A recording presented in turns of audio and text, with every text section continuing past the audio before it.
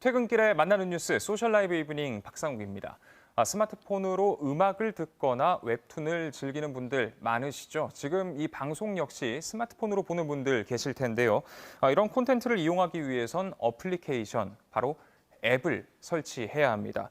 그런데 안드로이드 운영체제를 만든 구글이 내년부터 주요 앱 회사들의 이 인앱 결제를 의무화하기로 했습니다. 그러니까 이 구글이 자체적으로 만든 결제 시스템을 이용해야만 하는 겁니다. 자, 문제는 인앱 결제를 하면 구글의 결제 금액의 30%를 수수료로 내야 합니다.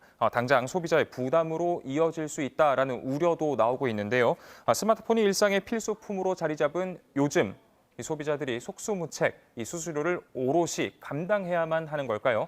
오늘 소셜 라이브 이브닝에서 이 문제 살펴보도록 하겠습니다. 네, 초대형 정보기술 기업이죠. 구글이 국내에서 올리는 매출은 한 해 수조 원으로 추산됩니다. 하지만 구글은 세금을 한국이 아니라 서비스 서버가 있는 싱가포르에다 냅니다. 싱가포르의 법인세율은 최대 17%, 한국은 27.5%입니다. 세율이 낮은 국가에다 서버를 둬서 세금망을 피한다라는 지적이 그래서 많았습니다.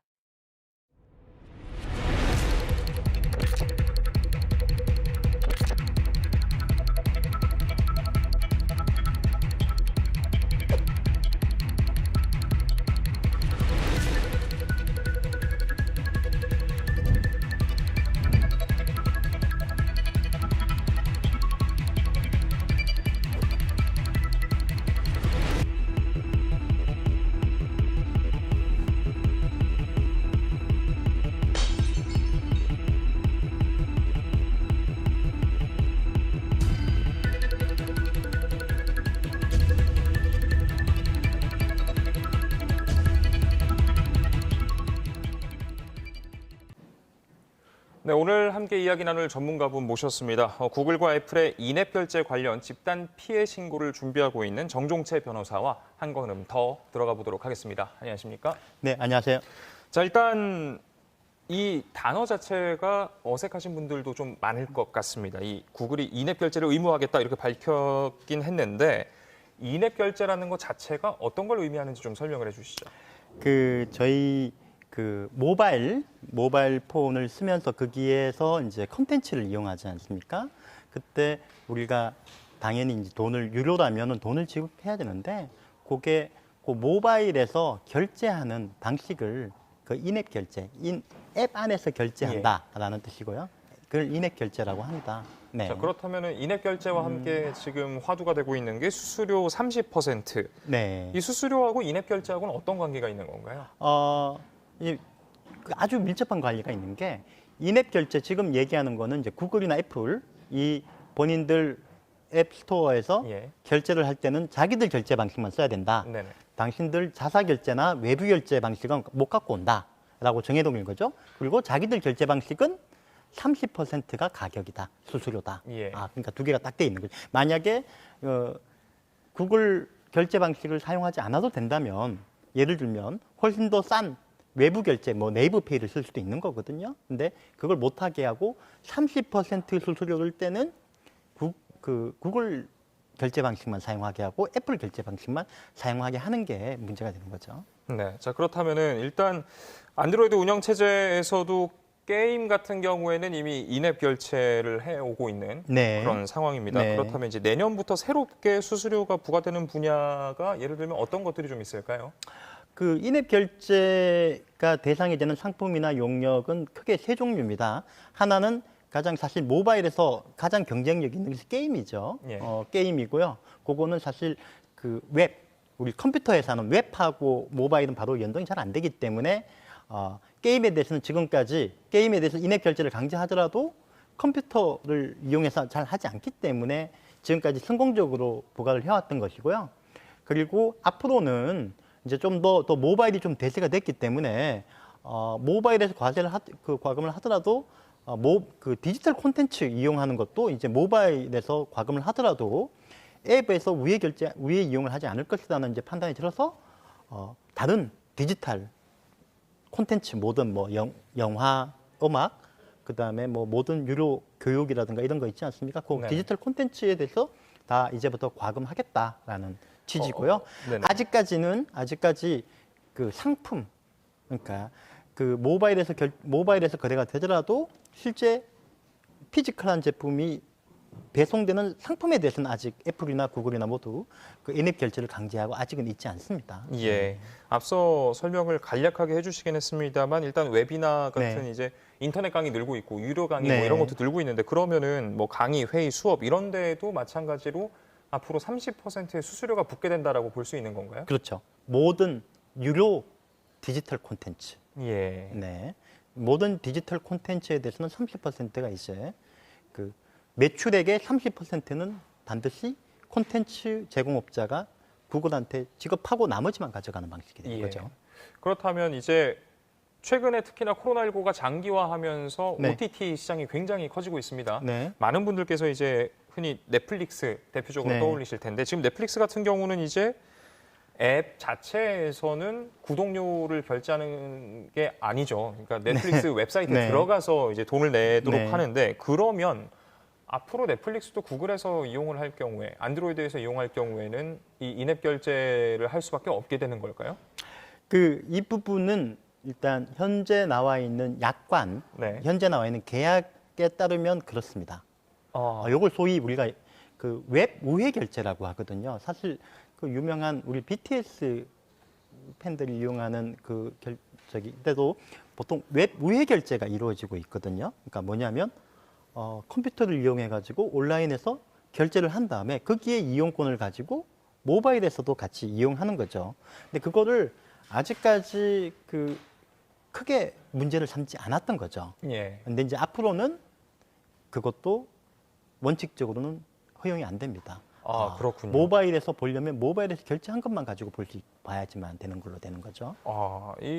예를 들면은 이제 지금 유튜브 프리미엄 같은 네. 경우에도 PC에서 바로 유튜브 프리미엄에 가입하는 가격과 뭐 애플 이용자 같은 경우에는 애플의 유튜브 앱에서 결제하는 가격이 차이가 있는데 이런 식으로 앞으로 넷플릭스도 구글에서 이렇게 된다. 그렇죠. 그걸 이제 웹 우회 결제를 막아버리는 거죠. 예.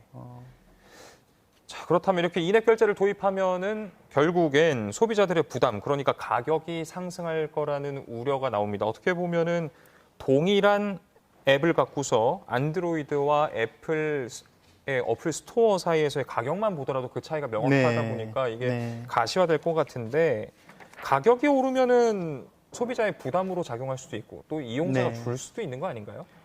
이게 이 질문 작성하신 분이 아주 경제학에 상당히 이해가 높으신 분 같은데요.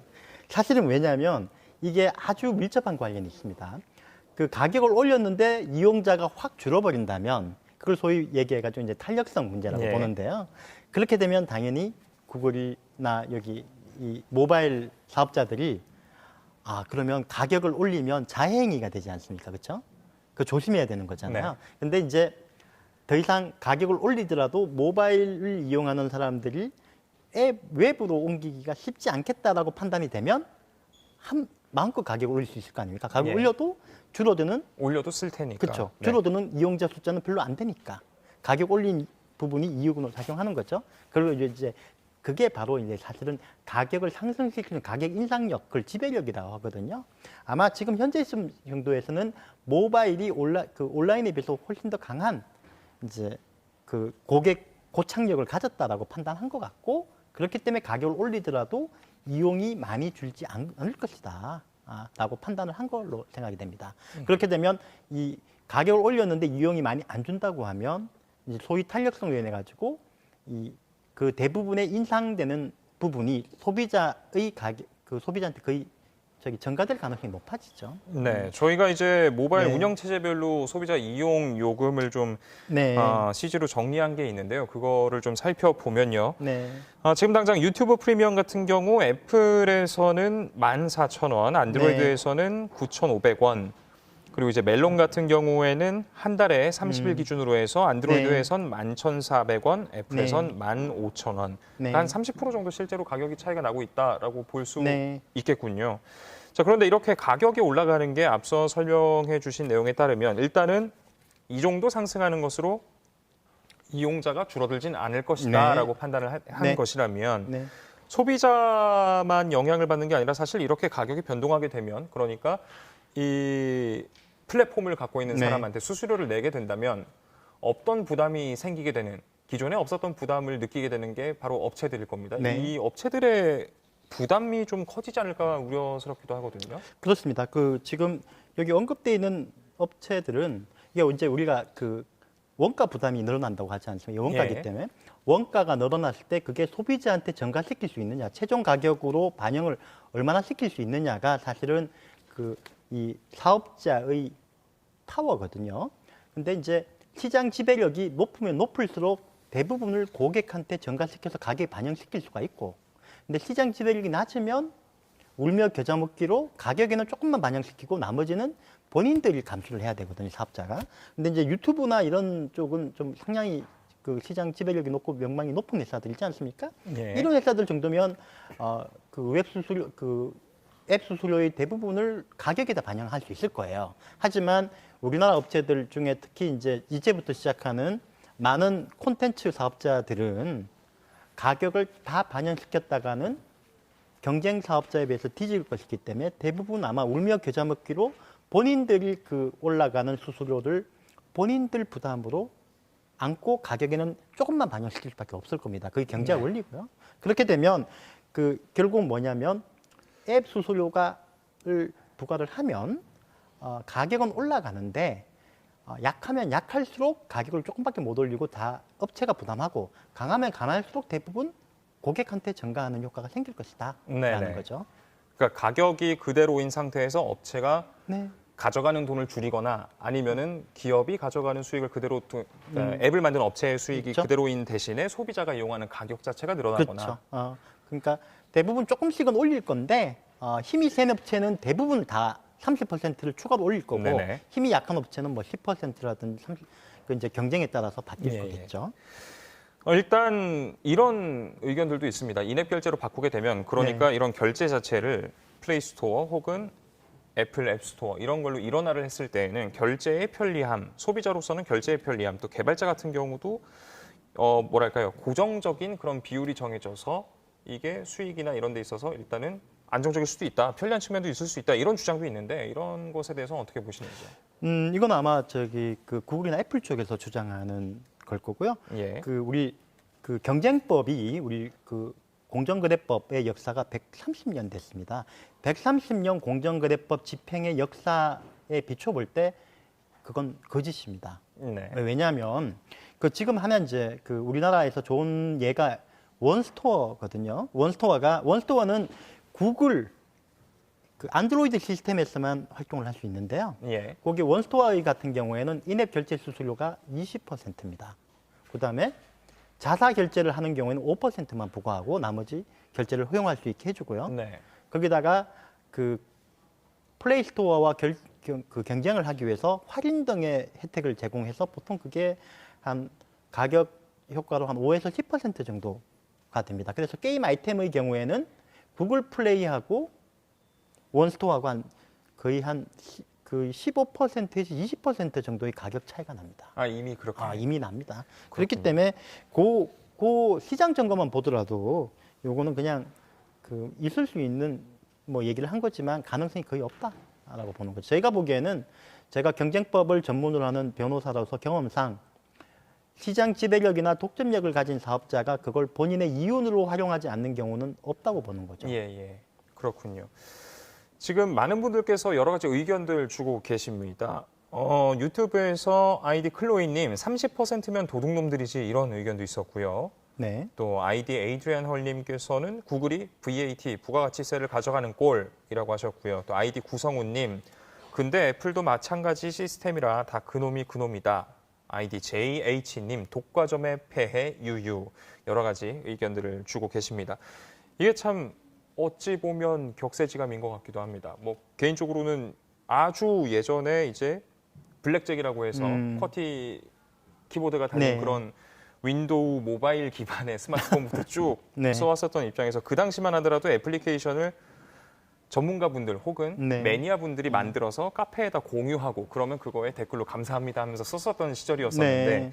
이제는 이렇게 30%의 수수료까지 플랫폼에서 가져가는 상황인데 일단 구글 같은 경우는 인앱 결제를 확대를 하면서 아무래도 비판 여론을 우려했을까요? 그래서일까요? 이제 영세 콘텐츠 사업자들을 위해서 1억 달러를 지원하겠다 이런 방침도 내놓긴 했습니다. 또 그러면서 컨설팅, 마케팅 이런 것에도 지원을 하겠다라고 했는데 30% 수수료와 1억 달러 충분하다고 보십니까? 일단 현재 그 통계는 없습니다만 인하대학교 이태희 교수님이 그 재무제표를 가지고 추정한 것은 국내 소비자들이 지급하는 인앱 결제 수수료가 작년도에 1조 5천억으로 추정되고 있고요. 당연히 올해는 그보다 훨씬 더 늘 거고, 그다음에 결제 범위가 늘어나면 더 늘 겁니다. 네. 그렇기 때문에 이미 작년에 1조 5천억 규모의 시장입니다. 그리고 우리 사업자들이 해외에다가 해외 이용자들한테 매출하는 건 포함이 안 돼 있는 거거든요. 예. 그것까지 치면 아마 한 4조 가까운 뭐일 수 있다는 건데, 거기에 일단 1,100억 정도는 아주 세 발의 피죠. 예. 그리고 이 정도는 사실은 인앱 결제 강제가 아니고 구글이 우리나라에서 벌어가는 돈에 비춰볼 때 그 그 스타트업들을 위해서 당연히 상생 차원에서 지원할 수 있는 금액이 아닌가 싶습니다. 네. 자, 그렇다면 또 하나 궁금해지는 것이 애플도 그렇고 구글도 그렇고 30% 공히 이 수수료 비율을 30%로 정한 배경이 있을까요? 일단 없습니다.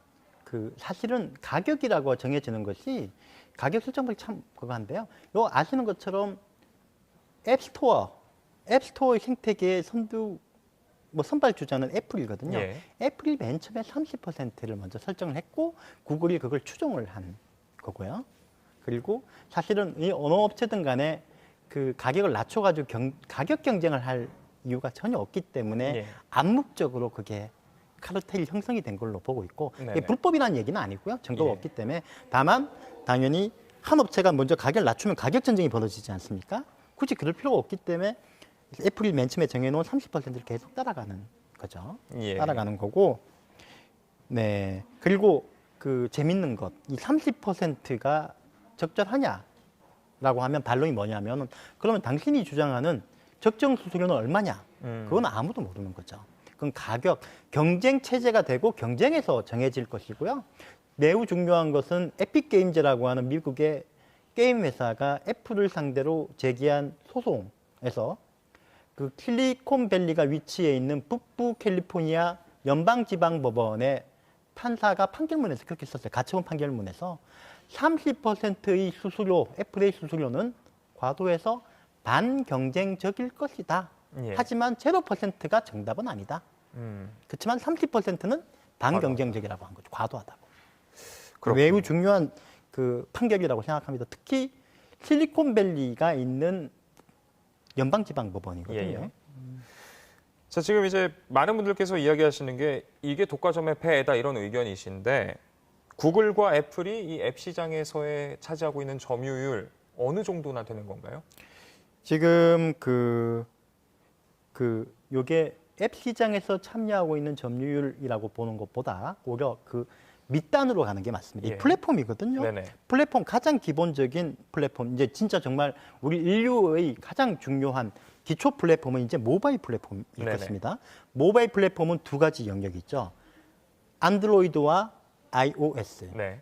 이건 그렇게 상호 대체할 수 있지만 크게 대체되지 않는 게, 왜냐하면 우리가 휴대폰을 한번 사면 모바일 OS는 거의 2년 동안 고정이 됩니다. 그렇죠. 안 예. 바꿀 때까지는. 그렇기 때문에 사실은 두 개는 상당히 분리되어 있는 진영이고요. 그리고 그 iOS에서는 애플만 앱스토어를 할 수 있죠. 예. 독점입니다. 그렇죠. 그리고 iOS에서는 구글이 하지만 다른 사업자도 앱스토어를 할 수 있도록 API, 그러니까 애플리케이션 그 프로그래밍 인터페이스라고 하는 걸 열어줘가지고 원스토어나 갤럭시 스토어 같은 것들이 앱마켓을 할 수 있는 네네네. 거죠. 그래서 그 애플과 구글은 시장 점유율하고 관계없이 둘 다 가장 강력한 각각의 독점자죠. 네네. 그리고 지금 휴대폰이나 이런 것만 가지고 보면 전 세계적으로는 이제 구글이 한 85에서 75, 85 정도고요. 애플이 한 25 정도인데 앱 마켓에서는 애플이 더 강력합니다. 전 세계적으로는 앱 마켓의 매출은 애플이 구글을 앞섰어요. 그렇군요. 네. 그리고 그 한국에 있는 원스토어가 한 10몇 % 정도의 점유율을 가지고 있고 예.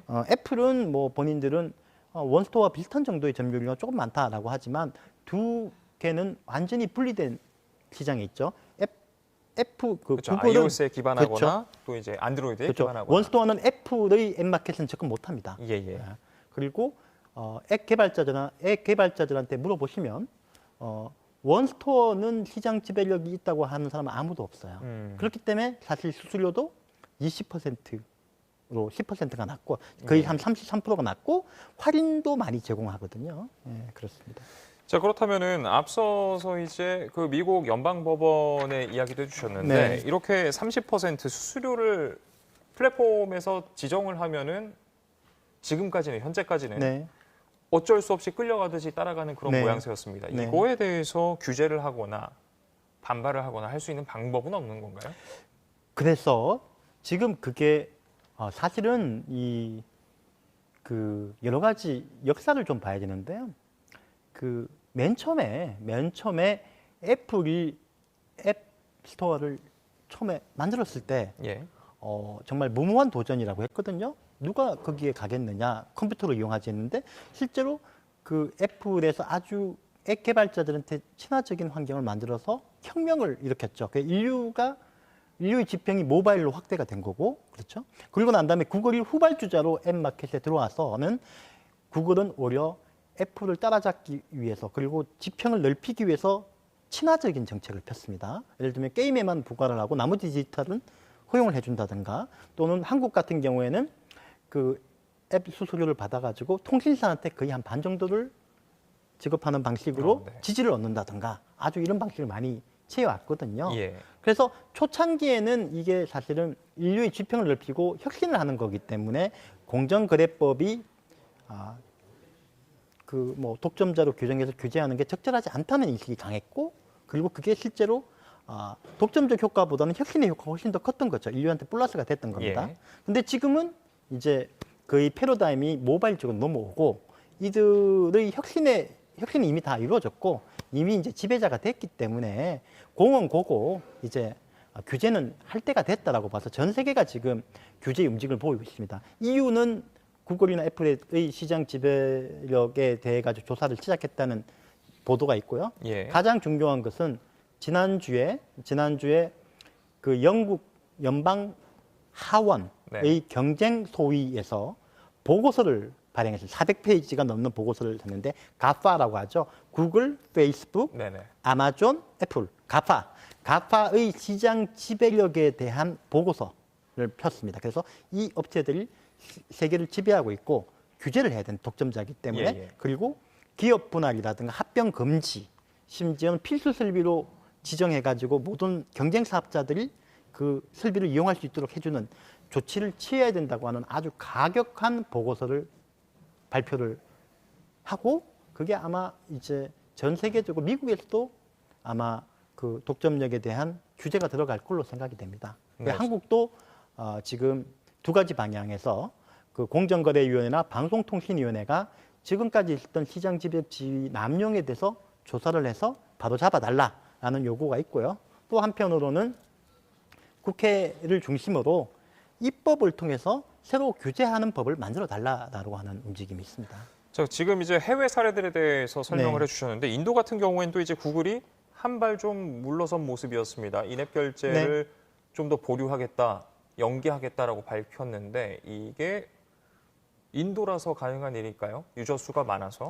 유저 수가 많고요. 그다음에 제3세계라는 측면도 있는데 이게 아주 사실 저희 나라에도 좋은 그 시사점을 가지고 있다고 봅니다. 왜냐하면 구글이나 애플은 모두 이건 전 세계적인 전략으로 가는 것이라서 한국만 예외를 할 수가 없다. 미안하다라고 하는 게 가장 큰 항변이었는데 인도 사례를 보면 그렇지 않거든요. 각 개별 지역이나 국가별로 별도의 정책을 취할 수 있다는 게 충분히 드러난 거죠. 네. 그래서 세계가 한국이 한국이 한국 법을 적용해서 또는 한국 시장의 특성을 따라서 바로 잡을 걸 요구하면 구글이나 애플은 그걸 바로 잡을 수 있다고 보는 거죠. 한국만 별도의 정책을 취할 수 있다고 보는 거죠. 예, 그게 인도 사례가 아주 중요한 이그젬플이라고 봅니다. 예. 그런데 이제 구글이 설명한 내용, 해명한 내용을 보면 약간 헷갈리는 부분이 원스토어와 같은 다른 루트를 통해서도 일단 앱을 판매하고 설치할 수 있도록 하겠다라고 밝혔단 말이죠. 그런데 인앱 결제를 의무화하는 상황 속에서도 이게 어떻게 가능한 건지, 그렇다면 이걸 가능하게 한다면 그러면은 또 독과점이라고 할 수 없는 거 아닌가, 이런 생각도 들거든요. 이걸 이제 우리가 법적으로는 지배력이 어느 단계에 있는가가 되게 중요한데요. 예. 이 지배력이 모바일 OS 운영체계 안드로이드에 있는 거죠. 그 지배력이 앱마켓에 전이되는 구조거든요. 그러니까 앱마켓에 있는 다른 앱마켓 사업자는 지배력이 없는 거죠. 예. 그러니까 그게 이제 연방 하원의 경쟁법 디지털 마켓에 대한 경쟁 보고서에도 있는 내용이 있지만, 모바일 운영 체계에 대해서 독점적인 지위를 가지고 있기 때문에 얼마든지 앱 결제 사업자나 콘텐츠 위에 있는 콘텐츠 사업자들을 조정할 수 있다. 그래서 가격 차이가 난다고 해서 원스토어로 많이 움직이지 않을 것이다라고 하는 확신이 하나 있고요. 두 번째는 멜카프라고 하는 학자가 얘기한 네트워크 법칙이라고 하는 게 있어요. 뭐냐면 네트워크, 이런 우리 이용하는 네트워크의 가치는 이용자의 제곱에 비례하거든요. 기하급수적이라는 거죠. 그래서 한번 네트워크가 발생을 하고 나면 웬만해서는 다른 네트워크로 못 옮깁니다. 그러니까 게임하시는 사람들이 구글 플레이에서 게임을 하게 되면 엄청난 이용자가 많잖아요. 게임은 유저들이 많을수록 재미를 먹히는 게임이 많거든요. 그렇기 때문에 원스토어는 지금 그런 커뮤니티가 안 돼 있거든요. 이용자 수가. 그렇기 때문에 네트워크 효과에 의해서도 이미 지금 구글 앱 마켓의 네트워크 효과가 이미 발생을 해가지고 불가역적이라고 보는 거죠. 네. 이거는 그냥 둔다고 해서 크게 영향 미칠 게 아니다. 그리고 두 번째로 안드로이드에 대해 자기들이 통제권을 가지고 있기 때문에 충분히 통제할 수 있고, 두 가지 측면에서 자신감이 있는 조치라고 합니다. 만약에 구글 말대로 한다 그러면 못 올리겠죠. 그렇죠. 다 가버릴 거니까. 그렇지만 이렇게 강제한다는 거는 이게 이제 자신감이 있는 얘기고, 이거는 그냥 이론적인 항변에 불과한 변명. 그렇군요. 자, 일단 국감장을 뜨겁게 달궜었던 내용들도 좀 이야기를 나눠보도록 하겠습니다. 구글과 애플이 이제 우리나라 소비자들을 상대로 막대한 그런 수익을 거두고 있는 상태인데, 어제였죠. 이제 국세청장 같은 경우도 이 인앱 결제에 대해서는 세금을 부과하는 게 쉽지 않다. 이런 입장을 내놨었는데, 이게 어떤 이유에서 좀 세금 부과가 어려워지는 건가요? 이게 이제 국제조세라고 하거든요. 국제조세는 해외에 있는 사업자가 한국에서 돈을 벌어갈 때 이 과세권이 한국에 있느냐 아니면 외국에 있느냐, 이런 문제인데, 과세권의 배분 문제인데요.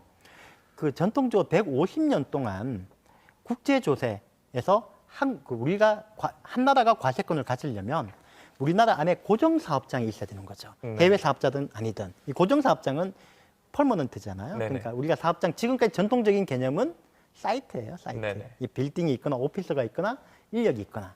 근데 디지털 경제로 넘어가면서 중심적인 설비는 이제 이 사이트가 아닌 거죠. 뭡니까? 서버잖아요.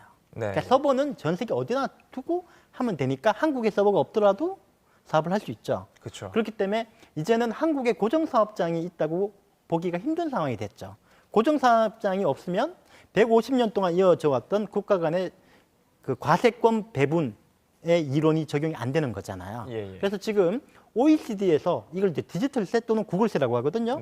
이거 프랑스에서 맨 처음에 이거 잘못됐다. 예를 들면 이런 겁니다. 한국 같은 경우에는 구글은 싱가포르에 법인을 만들고 거기서 서비스를 제공해서 거기서 세금을 내요. 싱가포르는 매우 세율이 낮습니다. 그다음에 애플은 아일랜드에서 하거든요. 한국에 있는 구글 코리아나 애플 코리아는 그냥 껍데기만 있는 그냥 심부름꾼, 용역비를 제공받고 용역만 제공하는 회사라서 매출이 매우 작아요. 세금 안 냅니다. 거의. 그거에 대해서 이제 OECD에서는 옛날같이 고정사업장, 부동산적인 고정사업장으로는 더 이상 국가가 조세 주권을 행사하기 힘들어졌다. 그래서 서버나 이런 식으로 고정사업장의 범위를 넓히는 방향에 이제 논의가 이루어졌고, 네네. 그게 이제 구글세, 디지털세가 나온 거거든요. 예. 그래서 이제 방향성을 서버를 고정사업장으로 볼 것이냐, 또는 아니면 아예 각 국가에서 일으키는 매출에 대해서 몇 퍼센트를 그냥 아예 일률적으로 비율세를 매길 것이냐의 논의가 벌어지고 있는 거죠. 그 논의가 아직은 정리가 안 됐기 때문에 현재까지는 우리나라에서도 세금을 내기 힘든 상황이에요. 예. 만약에 구글이나 애플이 한국에서 세금을 내겠다고 하면 한국에다가 지사를 만들고 거기서 매출을 일으키면 그렇죠. 예. 당연히 낼 수 있는데 그렇게 안 하는 거죠.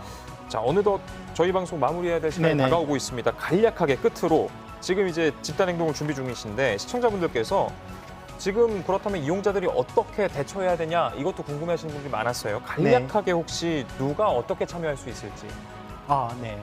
일단은 신고는 이미 사업을 하고 있거나 앞으로 사업을 하실 분들, 예. 잠재적인 사업자들만 신고인의 지위가 있습니다. 네. 하지만 신고인은 아니지만 사실은 우리가 이제 네, 저희가 이제 네. 방송 마무리할 시간이 다 돼서요. 이 부분에 대해서는 저희가 페이스북 페이지를 통해서라도 공지를 해드리도록 하겠습니다. 지금까지 전종채 변호사와 이야기 나눴습니다. 오늘 말씀 고맙습니다. 네, 감사합니다. 네, 소셜 라이브 이브닝 여기서 마치겠습니다. 저희는 내일 저녁 7시 20분 찾아뵙겠습니다. 시청해주신 여러분 고맙습니다.